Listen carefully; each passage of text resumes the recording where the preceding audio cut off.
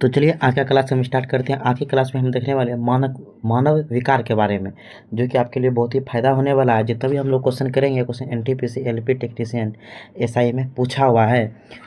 तो चलिए आप सेशन को स्टार्ट करते हैं। देखिए क्वेश्चन नंबर 1 कह रहा है आपका, क्या कह रहा है, ध्यान से समझिएगा।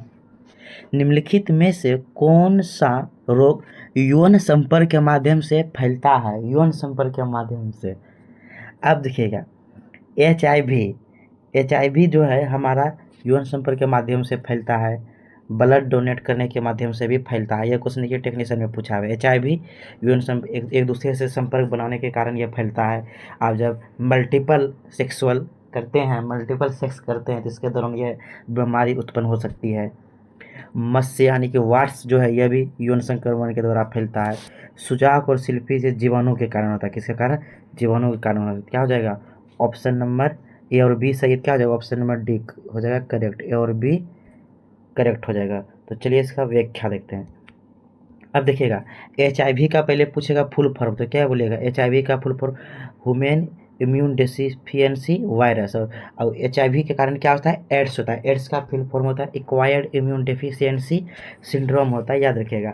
अब पूछेगा एड्स कैसे फैलता है, याद रखिएगा, यौन संपर्क बनाने से फैलता है, माँ से बच्चों में भी फैलता है, और क्या करते हैं, स्तनपान के दौरान भी फैलता है। ये सब याद रखिएगा। और मत्स्य क्या होता है? वाट्स जिसको बोलते हैं इंग्लिश में, याद रखिएगा। यह जननांगों या मलाशय में अन्य अंगों में उभार आ जाता है, छोटे छोटे उभार दिखाई दे, उसे क्या कहते हैं? मत्स्य कहते हैं। चलिए नेक्स्ट क्वेश्चन स्टार्ट करते हैं। अगर अभी तक आप सब्सक्राइब नहीं किए हैं तो जरूर सब्सक्राइब दबा के कीजिए। चलिए 2 नंबर देखते हैं क्या कह रहा है कि सही मिलान को पहचानिए। ये भी क्वेश्चन टेक्नीशियन में पूछा हुआ है। क्या कह रहा है? जीवाणु संक्रमण से मत्स्य और एच.आई.वी एड्स होता है। जस्ट आपको बताया, जीवाणु संक्रमण से मत्स्य और एच.आई.वी नहीं, बल्कि मत्स्य और एच.आई.वी जो होता है यह वायरस के कारण होता है। किसके कारण? वायरस की। तो गलत हो गया। अब देखिए बोल रहा है बी नंबर में जीवाणु संक्रमण जो मत्स्य और सिफिलिस, ये मत्स्य नहीं होगा, मत्स्य वायरस के कारण, सिफिलिस जीवाणु के कारण थे। मत्स्य किसके कारण होता है? वायरस के कारण। ये भी गलत हो गया। चलिए ऑप्शन सी देखते हैं। कह रहा है जीवाणु संक्रमण गोनोरिया और सिफिलिस, ठीक है, गोनोरिया और सिफिलिस जीवाणु संक्रमण है। वायरल संक्रमण बोल रहा है मत्स्य और एच.आई.वी, ये सही हो जाएगा। हमें क्या हो जाएगा? Option number D is the correct answer हो जाएगा, याद रखिएगा। मत कहने वाला जीवाणु के कारण होता है गोनोरिया और सिफिलिस, जीवाणु के कारण। वाट्स और एच.आई.वी एड्स होता है वायरल के कारण, नहीं कि वायरस के कारण। इसको याद रखिएगा। Option number C is the correct answer है। इसका व्याख्या देते हैं। कह रहा है यहाँ पे, वही देखिए, व्याख्या भी वही कह रहा है कि जीवाणु जनित रोग है गोनोरिया और सिफिलिस, जीवाणु जनित रोग है। मत्स्य और एच.आई.वी वायरस यानी कि एड्स वायरस के कारण होता है। चलिए नेक्स्ट क्वेश्चन देखें। कह रहा है पॉल एलिच, क्या बोल रहा है?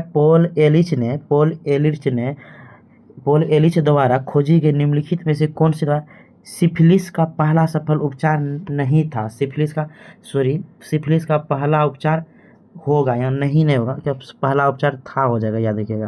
तो ये देखिए साल्वर्सन, क्या हो जाएगा? साल्वर्सन हो जाएगा। Option number B is the correct answer हो जाएगा। चलिए देखते हैं। कह रहा है पॉल एलिच ने वर्ष 1910 में सिफिलिस के सफल औषधि साल्वर्सन अथवा आर्सिफेनामिन की खोज की थी। पूछेगा साल्वर्सन किसके लिए उपयोग होता है? सिफिलिस के लिए। किसके लिए? सिफिलिस के लिए। पूछेगा इसका खोज किसने किया? बोलेगा पॉल एलिच ने किया था, याद रखिएगा। चलिए नेक्स्ट क्वेश्चन देखते हैं। क्वेश्चन नंबर 4 कह रहा है मनुष्यों में आंत हुकवार्म रोग यानी कि आंत हुकवार्म रोग एंकीलोस्टोमियासिस की किस प्रजाति के कारण होती है? तो याद रखिएगा यह हो जाएगा आपका एनसालोस्टोमा डुओडेनाइल के कारण होता है। Option number A is the correct answer हो जाएगा। यह भी क्वेश्चन देखिए आरपीएफ एसआई में पूछा हुआ है। चलिए इसका व्याख्या देखते हैं। कह रहा है मनुष्यों में आंत हुकवार्म रोग मुख्य रूप से एंकाइलोस्टोमा डुओडेनल और नेकेटर अमेरिकन्स यानी कि स्केलमेंथीज की 2 प्रजातियों के कारण होती है। किसके कारण? स्केलमेंथीज के 2 प्रजातियों के कारण होती है हुकवार्म, याद रखिएगा। चलिए नेक्स्ट क्वेश्चन देखते हैं। नेक्स्ट क्वेश्चन कह रहा है 5 नंबर, निम्नलिखित में से कौन सा रोग लेशमीनिया के कारण होता है? क्या बोल रहा है? लेशमीनिया के कारण होता है। याद रखिएगा लेशमीनिया के कारण हमारा होता है काला जाड़। क्या होता है? काला जाड़। के लेशमीनिया के कारण होता है काला जाड़ होता है, याद रखिएगा। लेशमीनिया के कारण होता है काला जाड़। क्या किसके कारण होता है? लेशमीनिया के कारण। और पूछेगा वाहक कौन सा होता है मच्छर? तो हो जाएगा बालू मक्खी। कौन होता है? बालू मक्खी। सेंट फ्लाई मच्छर के काटने से, मक्खी के काटने से होता है, याद रखिएगा, परजीवी होता है। चलिए नेक्स्ट क्वेश्चन देखते हैं। क्वेश्चन नंबर 6 का रहा है, एक नया उत्परिवर्तन प्लाज्मोडियम फेल्सीफेरम को खून की कोशिकाओं में परिपक्व होने से पहले यकृत से बाहर निकलने की अनुमति देता है। इसका तत्कालिक परिणाम क्या होगा? तो याद रखिए इसका तत्कालिक परिणाम क्या होगा कि आरबीसी संवर्धन की अनुपस्थिति और नैदानिक लक्षणों में कमी होगा। Option number A is the correct answer. ये इसका व्याख्या देखते हैं। कह रहा है कि व्याख्या में मलेरिया जो कि ट्रोपिक प्लाज्मोडियम के कारण होता है, इसको याद रखिएगा, इसमें से ये इंपॉर्टेंट है।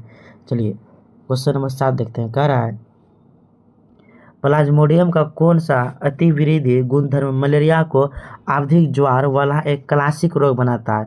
यह देखिएगा जस्ट ये पिछला वाला क्वेश्चन था, आरबीसी संवर्धन और प्रत्येक कुछ दिनों पर आवधिक मोचन के कारण हो जाएगा। Option number D is the correct answer, क्योंकि यह आरबीसी को ही प्रभावित करता है प्लाज्मोडियम, याद रखिएगा। चलिए क्वेश्चन नंबर 8 देखते हैं। कह रहा है निम्नलिखित विटामिनों पर विचार कीजिए। देखिए दिया हुआ है कि vitamin D, vitamin B12, vitamin के, विटामिन सी, इनमें से सभी पूछ रहा है इनमें से कौन सा विटामिन जल में विलय है। ये देखिए यहाँ पे आपको एक चीज़ हम बता रहे हैं, इसको याद रखिएगा, यही क्वेश्चन आपका पूछेगा जल में विटामिन, जल में घुलनशील विटामिन, जल में जब भी घुलनशील विटामिन बोलेगा तो याद रखिएगा जल में घुलनशील विटामिन होता है विटामिन बी और सी होता है। कौन सा होता है? बी और सी, याद रखिएगा जल में घुलनशील विटामिन बी और सी होता है। अब पूछिएगा आपका वसा में घुलनशील विटामिन किसमें? वसा में घुलनशील विटामिन, याद रखिएगा वसा में घुलनशील विटामिन होता है विटामिन ए, डी, ई के, इसको याद रखिएगा ए, डी, ई के वसा में घुलनशील होता है और जल में घुलनशील होता है विटामिन बी और सी। तो क्या हो जाएगा? देखिए बी किस में है? बी और सी हो जाएगा, याद रखिएगा। अब देखिए डी तो नहीं होगा, ना ही B12 होगा, ना विटामिन के, और विटामिन डी है और ई थे, बी और सी हो जाएगा, इसको याद रखिएगा। चलिए इसका व्याख्या देखते हैं। कह रहा है विटामिन बी क्या कहते हैं? थायमिन कहते हैं। विटामिन बी को थायमिन कहते हैं और विटामिन सी को क्या कहते हैं?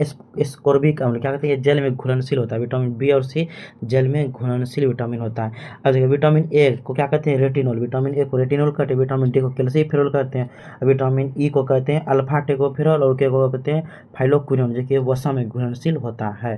चलिए नेक्स्ट क्वेश्चन देखते हैं। क्वेश्चन नंबर 9 कह रहा है प्रथम मानव जीन थेरेपी प्रयोग सितंबर 1990 में किस अपूर्णता के विरुद्ध रेटोवायरल वेक्टर का प्रयोग किया गया था? रेटोवायरल वेक्टर याद रखिएगा, यह हो जाएगा एडोनेसिन डिमिनेज, एडोनेसिन डिमिनेज के कारण। Option number A is the correct answer हो जाएगा। चलिए इसका व्याख्या देखते हैं। कह रहा है सितंबर 1990 में पहले मानव जीन थेरेपी प्रयोग में एडोनेसिन डोमिनेज की कमी के विरुद्ध रेटोवायरल वेक्टर का उपयोग किया गया था। एडोनेसिन डोमिनेज हानिकारक अणुओं को नष्ट कर प्रतिरक्षा प्रणाली के विकास और सुरक्षा के लिए महत्वपूर्ण एंजाइम है। एडोनेसिन डोमिनेज की कमी एक आनुवंशिक विकार है जो प्रतिरक्षा प्रणाली को नुकसान पहुंचाती है, याद रखें। चलिए क्वेश्चन नंबर 10 देखते हैं। कह रहा है कौन सा जीवाणु जनित रोग विशेष रूप से सीरम संबंधी विधि द्वारा निदान हेतु देखा जाता है? देखिएगा टाइफाइड, क्या टाइफाइड, याद रखिएगा सीरम के लिए टाइफाइड। आप पूछेगा विडाल टेस्ट, यहाँ पे क्वेश्चन उत्पन्न होता है विडाल टेस्ट। विडाल टेस्ट किसकी जांच के लिए करते हैं? ये भी देखिएगा टाइफाइड की जांच के लिए विडाल टेस्ट किया जाता है, इसको याद रखिएगा। तो चलिए यहाँ पे हमारा ये 10 क्वेश्चन कंप्लीट हो गया है। मिलते हैं नेक्स्ट वीडियो में। इसी साथ चैनल को दबा के लाइक शेयर सब्सक्राइब कीजिएगा। Bye bye, thank you so much. और कमेंट करना जरूर, जवाब दीजिएगा कमेंट में।